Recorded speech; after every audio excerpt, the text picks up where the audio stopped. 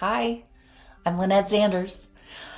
One of the toughest challenges leaders face is keeping top creative talent, especially without just throwing more money at the problem. Today, I'm going to share how balancing freedom and accountability can inspire your best people to stay and thrive. You know, it's creatives leave even when they're paid well. It's just not about money anymore. And I have said for years that the biggest challenge that clients face is winning the war for talent. Creatives leave because of managers. It's not really because of the work. It's not because of the money. It's not because of limited time off. And they leave when they aren't seen.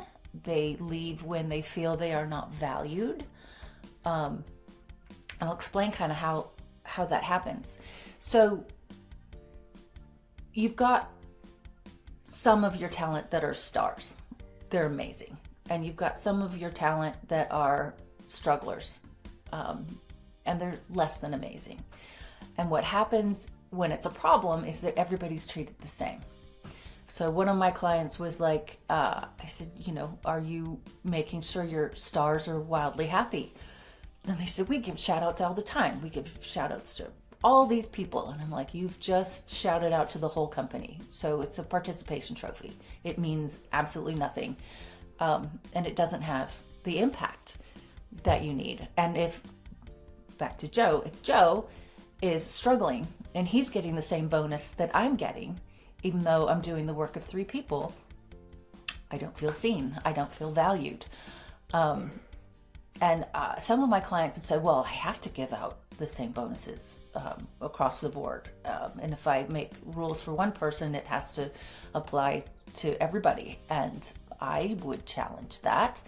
I know some big corporations, rules have to be the same. But I've worked at plenty of agencies that have kept people for amazingly long periods of time because they customize. People who are stars get bigger bonuses than people who are struggling. They might get, now it's kind of unlimited vacation, but the ability to actually take it and not be harassed while they're on vacation is huge.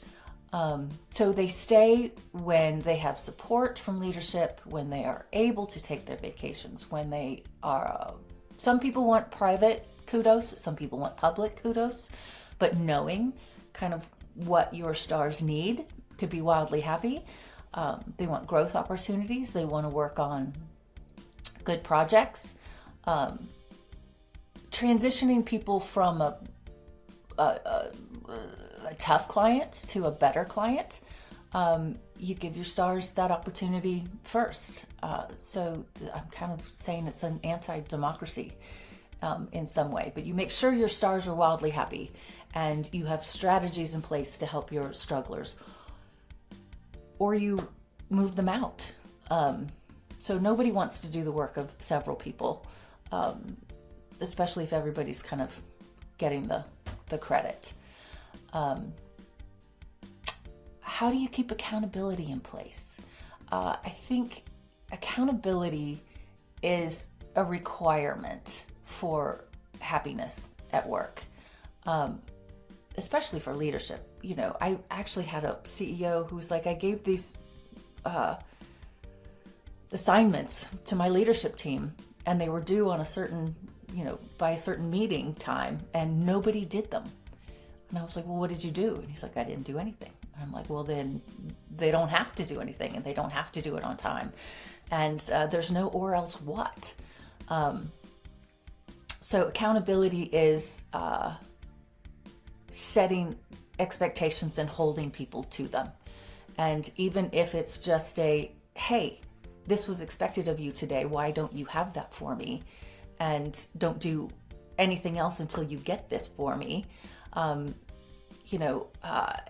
Leadership is about holding people accountable without leaving a trail of bodies. So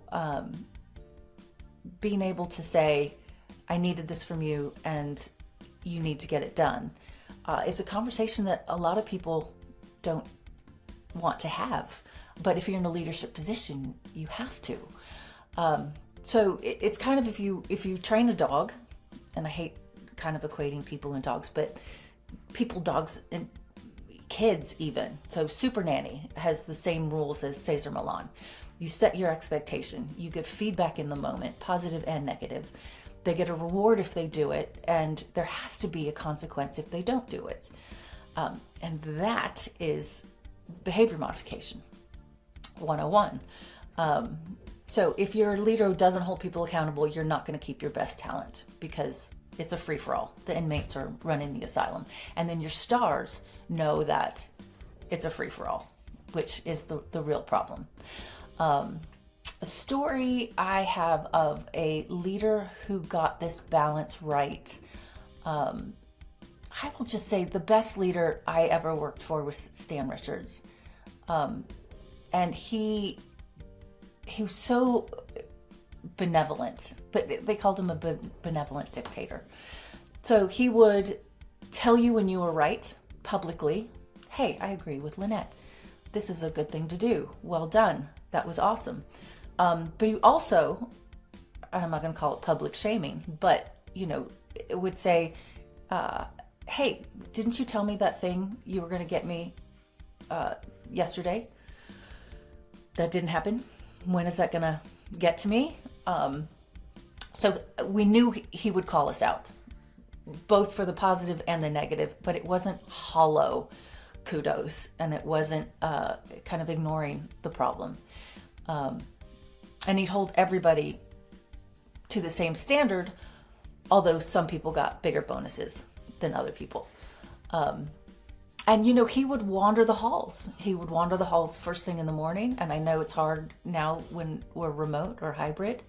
But I guess it's checking in. Hey, how's this going? And where are you on that? I think it's just people knowing that there are eyes on them, and that they're going to get their gold stars if they're doing a good job, and they're going to be called out if they're doing a bad job. The signals I think you need to look for when your team is disengaging. People, I don't even, with remote now, they'll get on a meeting and not say anything, or not have their camera on, or not hold a deadline and not get stuff done. It's not their best work. And it could be, at that moment, it's having a conversation to say, hey, I've noticed this, what's going on, how can I help? Is good leadership. We also had a rule that you weren't ever in trouble for interviewing somewhere else. You absolutely welcomed it, as long as you gave them the right of first refusal. So saying to your people, hey, if you can go find a better deal, good on you. But you have to give me right of first refusal. So what happens is they go out and they interview, and people give them a reality check of, I don't know, that's not very good, or you're actually making more money than I could give you. Re-engages them with where they are right now. And if they come back with a better deal, okay, good to know. And I'm going to find a way to make that star wildly happy. So retention is not about money. It's about meaning. It's about relationships. It's really about being seen and acknowledged, and having some clarity around what doing a good job looks like and what a bad job looks like, and getting feedback in the moment if you're slacking off. So retention is not about perks. It's about purpose. I have lots of ideas around leadership and managing people and inspiring people. And if you want more of that, go to wildalchemy.com.